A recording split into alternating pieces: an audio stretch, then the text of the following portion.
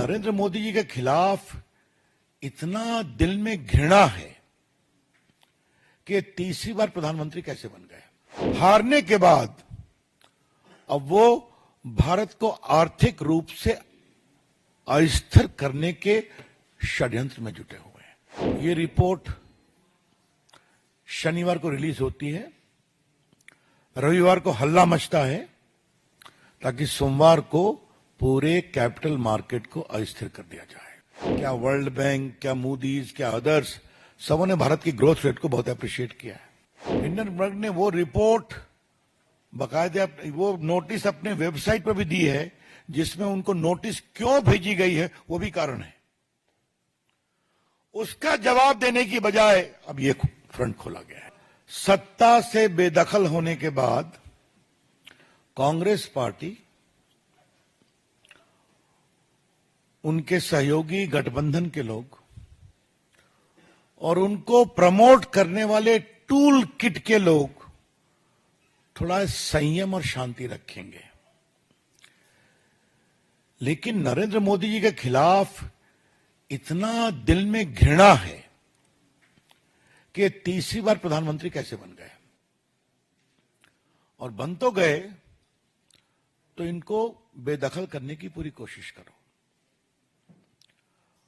और पीड़ा की बात यह है, हारने के बाद अब वो भारत को आर्थिक रूप से अस्थिर करने के षड्यंत्र में जुटे हुए हैं। On behalf of the National Forum of the BJP, we would like to say with full sense of responsibility that after being rebuffed by the people of India,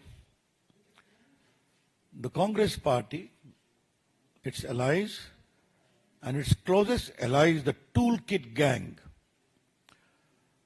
have conspired together to usher in economic anarchy and instability in India. देश में आर्थिक अराजकता और आर्थिक अस्थिरता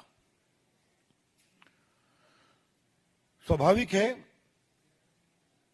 Hindenburg is again at the same game. ये report शनिवार को रिलीज होती है, रविवार को हल्ला मचता है ताकि सोमवार को पूरे कैपिटल मार्केट को अस्थिर कर दिया जाए। थोड़ा इसके बैकग्राउंड को समझना जरूरी है। भारत की अर्थव्यवस्था बहुत तेज गति से बढ़ रही है, इस पर चर्चा हम लोग कर चुके हैं। क्या वर्ल्ड बैंक, क्या मूडीज, क्या अदर्स, सबों ने भारत की ग्रोथ रेट को बहुत अप्रिशिएट किया है। भारत में one of the highest global FDI आए हैं।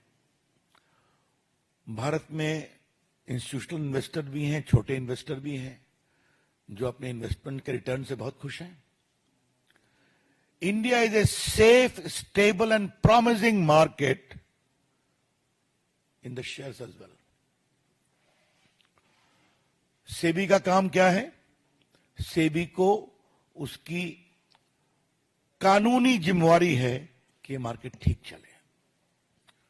और जो मित्र इसको फॉलो करते हैं, आपको मालूम है कि सेबी एक्ट में सुनवाई का प्रावधान है, निर्णय होता है, उस निर्णय के खिलाफ एक अपील का भी प्रावधान है, जहां जजेस भी बैठते हैं, हाई कोर्ट के चीफ जस्टिस या सुप्रीम कोर्ट रिटायर्ड जज, और उसके खिलाफ एक अपील का प्रावधान सुप्रीम कोर्ट में भी है। तो एक पूरा स्टैट्यूटरी स्ट्रक्चर है कि भारत के कैपिटल मार्केट को किस तरह से मैनेज किया जाए। अब मैं एनआरकी के कुछ उदाहरण आपको देना चाहता हूं। मैंने जानबूझ के जिम्मेवारी से इकोनॉमिक एनआरकी के शब्दों का प्रयोग किया है।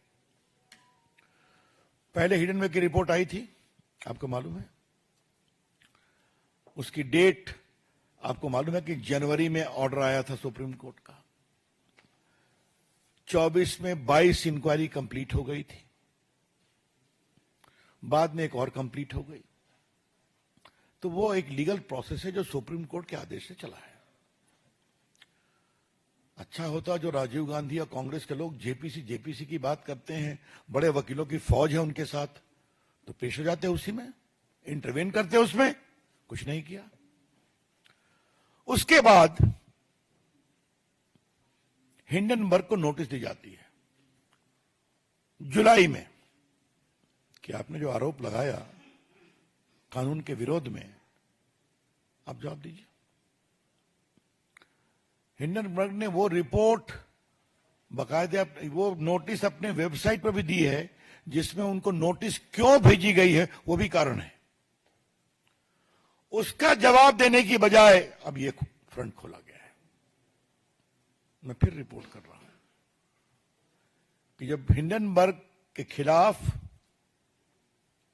बाकायदे सेबी ने एक नोटिस किया जुलाई में, अपनी पूरी इंक्वायरी कंप्लीट करने के बाद, जो सुप्रीम कोर्ट के जुरिडिक्शन में हुई थी, उनके आदेश के कारण हुई थी, तब अपने बचाव के पक्ष में कोई जवाब दिए बिना उन्होंने यह अटैक किया है, बेसलेस अटैक, जिसका जवाब एक ग्रुप ने दिया है, हमें कुछ नहीं कहना है। जिसका जवाब सेबी के चेयरपर्सन ने दिया, उनके परिवार ने दिया, हमें कुछ नहीं कहना है। जिसका जवाब सेबी ने भी दिया है।